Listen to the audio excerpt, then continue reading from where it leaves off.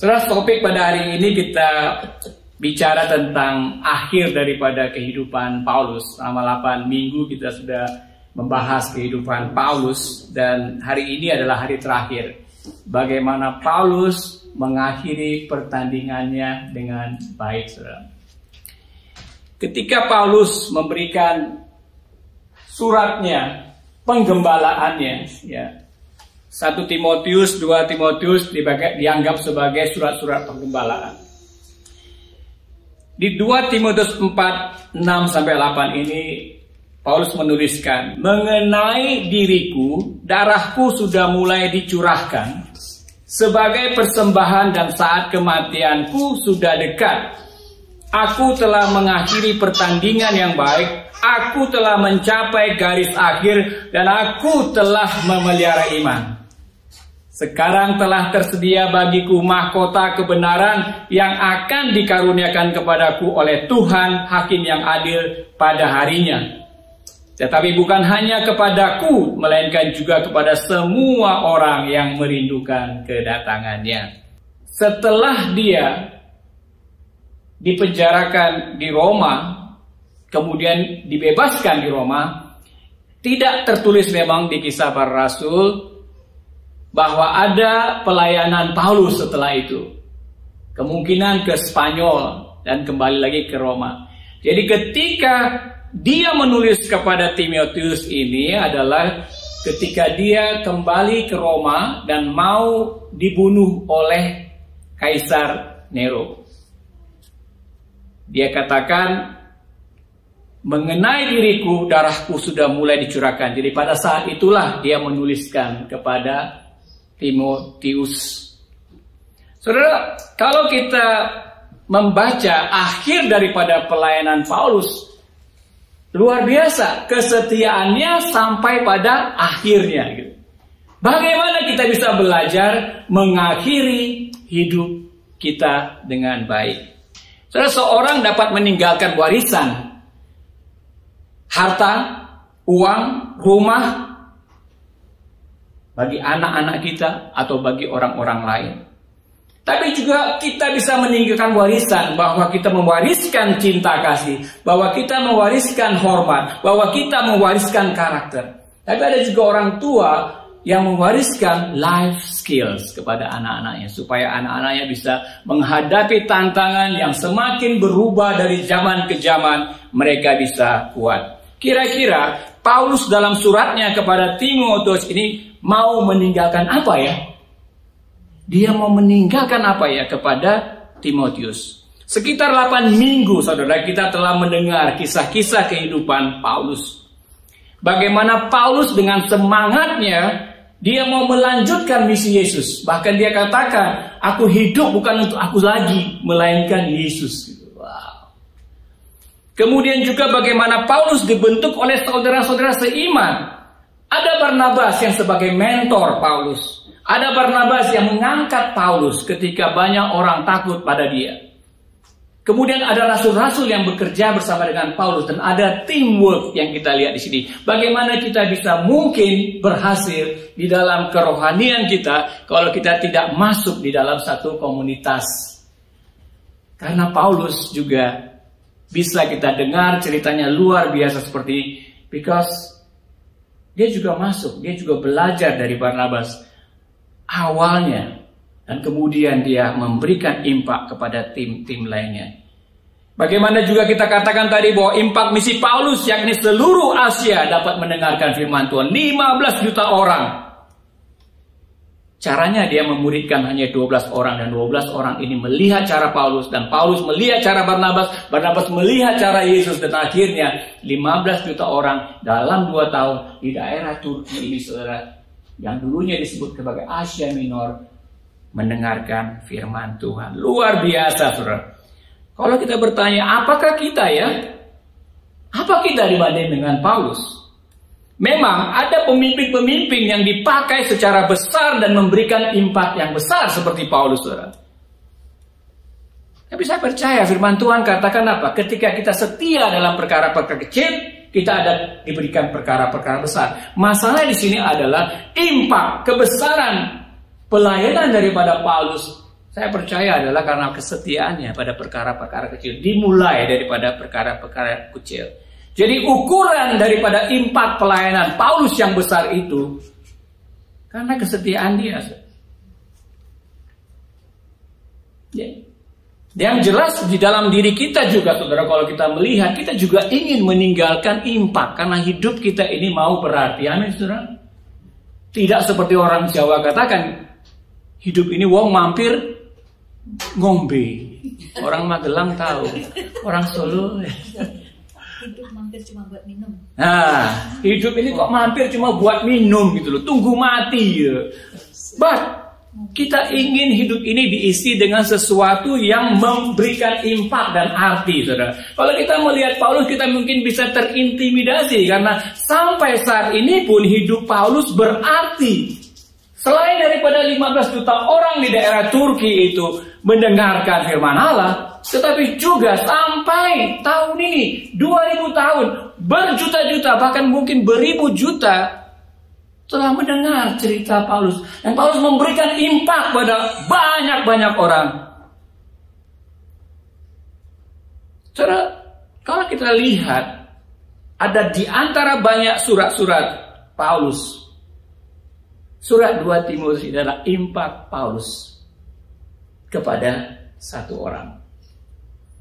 Kita baca impaknya kepada 15 juta orang dan mungkin juga lebih banyak lagi sampai saat ini. Tapi yang kita mau lihat di sini adalah impak Paulus kepada satu orang.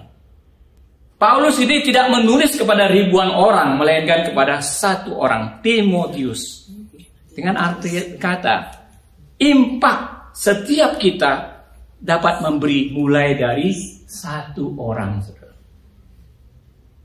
Bagaimana relasi Paulus dengan Timotius, saudara? Di dalam Kisah 16 ayat 1-3, firman Tuhan mengatakan Paulus bertemu dengan Timotius dan dia dikenal baik oleh orang-orang di Listra.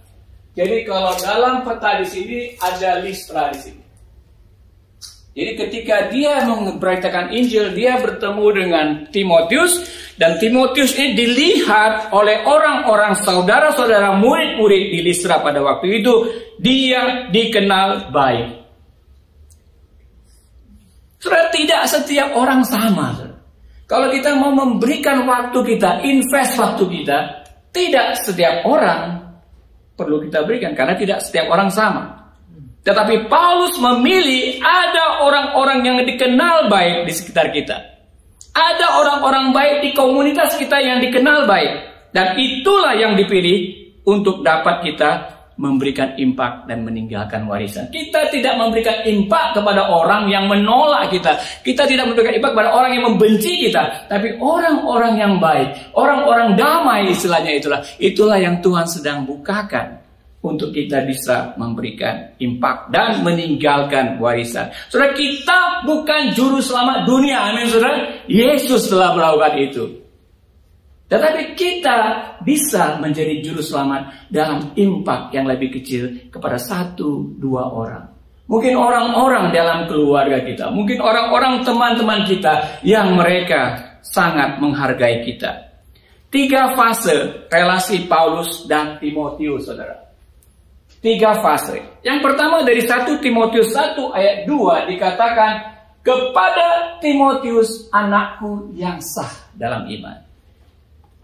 Kepada Timotius anakku yang sah dalam iman. My son. Pertama-tama memang Paulus ini memiliki relasi sebagai parent kepada orang yang mau dia berikan impak. Dan Timotius tidak tahu apa-apa. Relasi yang pertama adalah ketika Timotius ini tidak tahu apa-apa dan hanya membantu Paulus. Tetapi fase relasi itu tidak berhenti di situ saja. Di dalam 2 Timotius 2 ayat 10-11 kita baca di sini, saudara. Tetapi engkau, ini Timotius ya. Tetapi Timotius, engkau telah mengikuti ajaranku, cara hidupku, pendirianku, imanku, kesabaranku, kasihku, dan ketekunanku. Engkau bahkan telah ikut menderita penganiayaan dan sengsara seperti yang telah kuderita di Antioquia dan di Ikonium dan di Listra. Semua penganiayaan itu kuderita dan Tuhan telah melepaskan aku daripadanya. Tidak lagi dia sebagai seorang anak yang terus-menerus menggantungkan harapan kepada Paulus sebagai pendamping, mentornya, coachnya. Tetapi kemudian Timotius naik dia. Dia berusaha terus memberikan impact karena dia melihat model daripada Paulus. Paulus pun mengatakan, engkau telah mengikuti ajaranku, cara hidupku, pendirianku, imanku, kesabaranku. Ada imitasi apa yang dikerjakan oleh Paulus dilihat oleh Timotius. Dan Timotius juga bukan hanya melihat, bukan hanya mengira bahwa itu bagian Paulus, tetapi dia juga dikatakan oleh Paulus telah mengikuti teladanku, telah mengikuti ajaranku, cara hidupku, pendirianku. Jadi konteks relasi ini antara seorang yang Paulus mau memberikan impact kepadanya, tidak hanya tinggal dia disusui, diberi makan, saudara, tapi dia akhirnya bangkit. Dan saya percaya ini model yang Barnabas tunjukkan kepada Paulus. Paulus itu tidak langsung dimuridkan oleh Yesus. Sekitar 7 tahun setelah Yesus naik ke surga, Paulus baru muncul. Bukan baru lahir, baru muncul. Dia nggak kenal. Yang memasukkan Paulus kepada lingkungan pelayanan orang-orang percaya adalah Barnabas. Barnabas kemungkinan adalah 70 orang yang diutus oleh Tuhan Yesus di Lukas 10. Dan sebelum 70 orang ini, Yesus memiliki ada 12 orang murid. Dan Yesus mengajarkan kepada 12 orang. Jadi apa yang kita lihat di sini ada pola turun-temurun yang dilakukan dari Yesus, 12 murid, 70 murid, termasuk Barnabas, kemudian Paulus, dan kemudian Paulus kepada Timotius. Dan fase di 2 Timotius 2:10-11 kita melihat bagaimana Timotius dia tidak lagi berhenti sebagai seorang anak yang bergantung, tapi dia melakukan apa yang Paulus lakukan, saudara. Yang menariknya, saudara, terakhir di Roma 16 dikatakan oleh Paulus dalam fase relasi Paulus dengan Timotius ini. Salam kepadamu dari Timotius, teman sekerja. Dan bagaimana Timotius bukan lagi sebagai anak, tetapi dia menjadi partner, mitra kerja daripada Paulus. That is awesome, hebat, saudara. Bagaimana impact Paulus yang kita kelihatan sangat besar, luar biasa, dan tidak mungkin kita bisa lakukan atau samakan, saudara. Tapi kita bisa melihat. Kalau saja satu orang di dalam kehidupan kita, kita bisa menjadikan orang itu terpengaruh oleh kita, terimpak oleh kita, saudara. Inilah yang kita juga dapatkan dari firman Tuhan.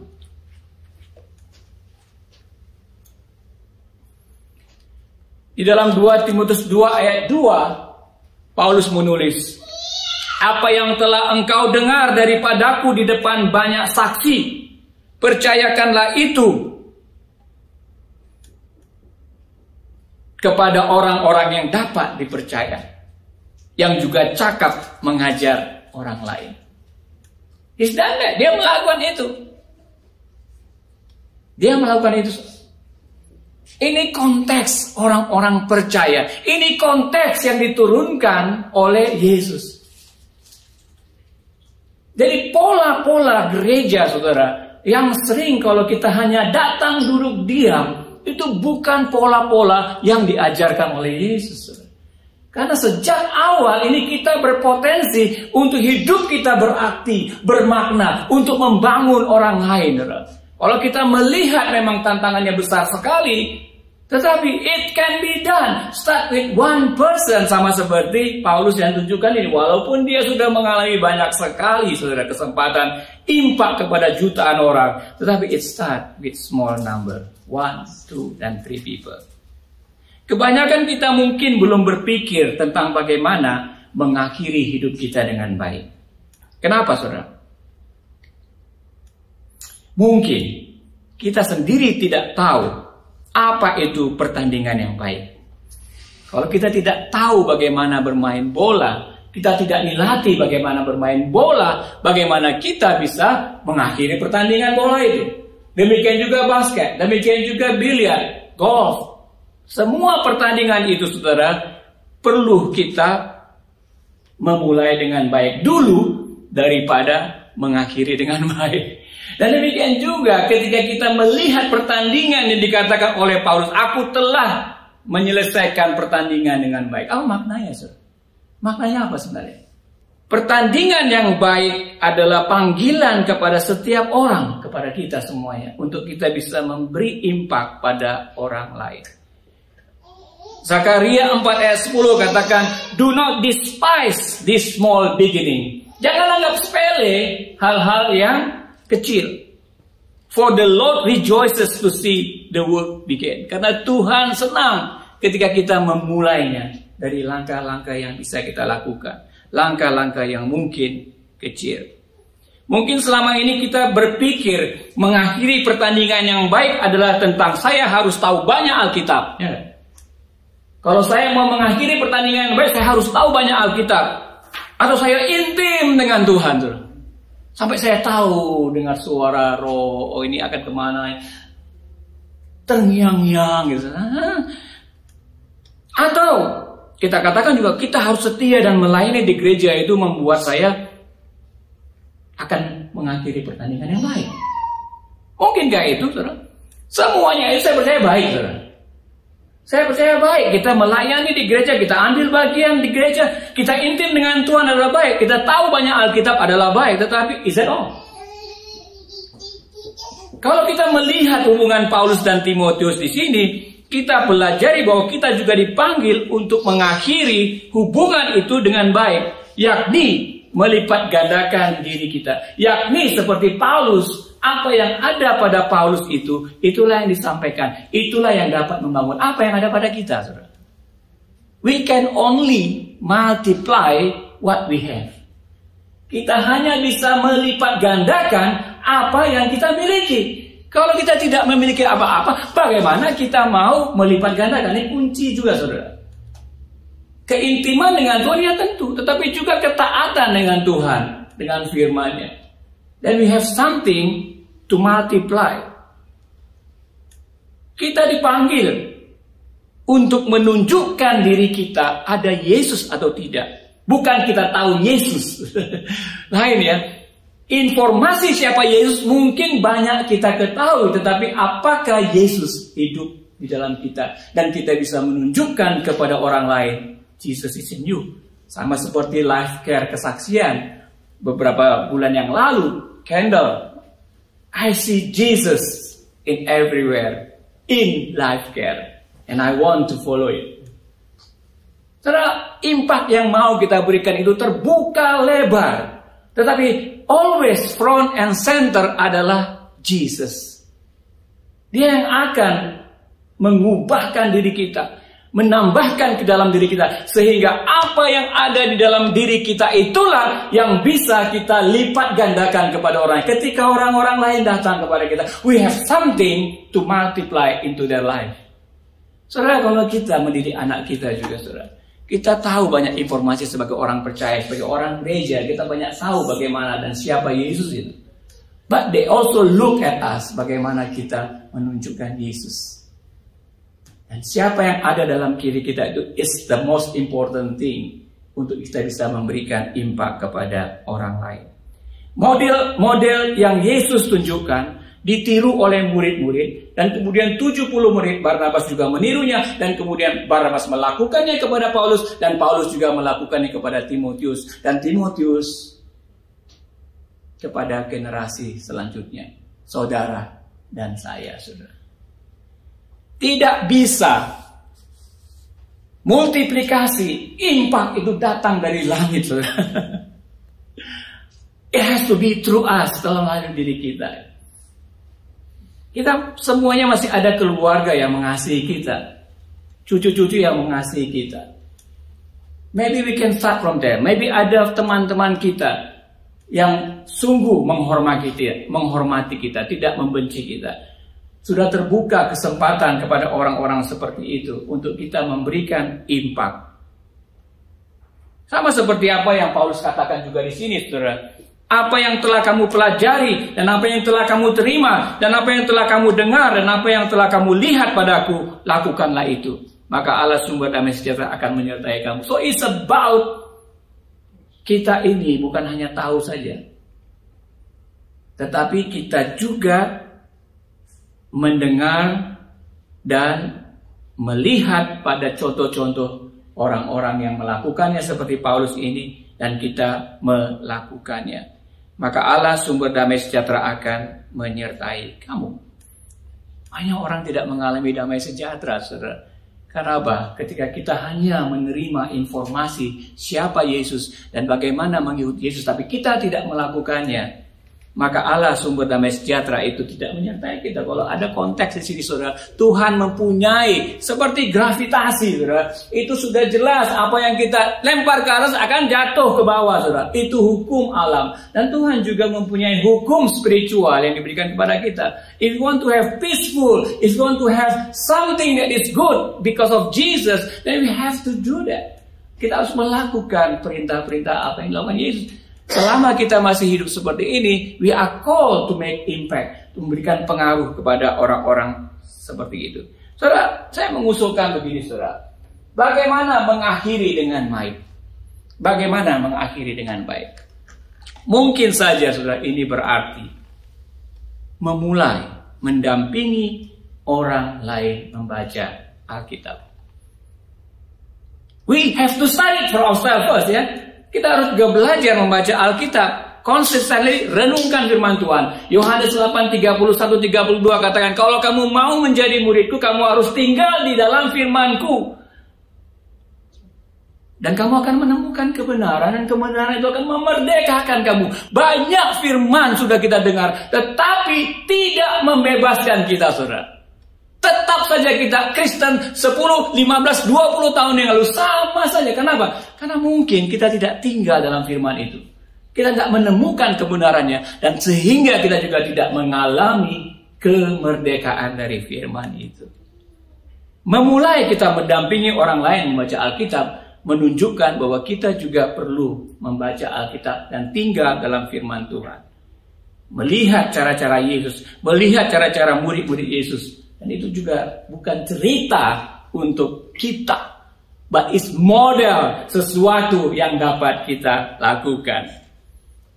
Yang kedua, saudara, mungkin kita juga bisa memulai, kalau kita mau mengakhiri dengan baik, tidak ada waktu yang terlambat. Saya percaya saya katakan, kelahiran sudah kita lalui. Mungkin ada kegagalan kita, tapi kita belum berakhir, saudara. Tapi untuk kita bisa berakhir dan berakhir dengan baik, kesempatan kita ada saat ini. Mulai mengamati orang lain sekitar kita.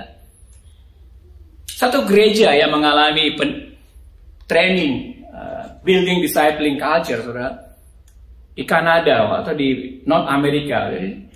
Pendetanya menunjukkan simpel saja ketika jemaahnya ratusan orang pada waktu itu mengalami training BDC.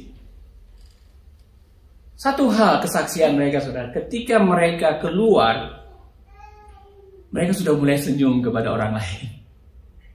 Mereka sudah mulai say hi kepada orang lain.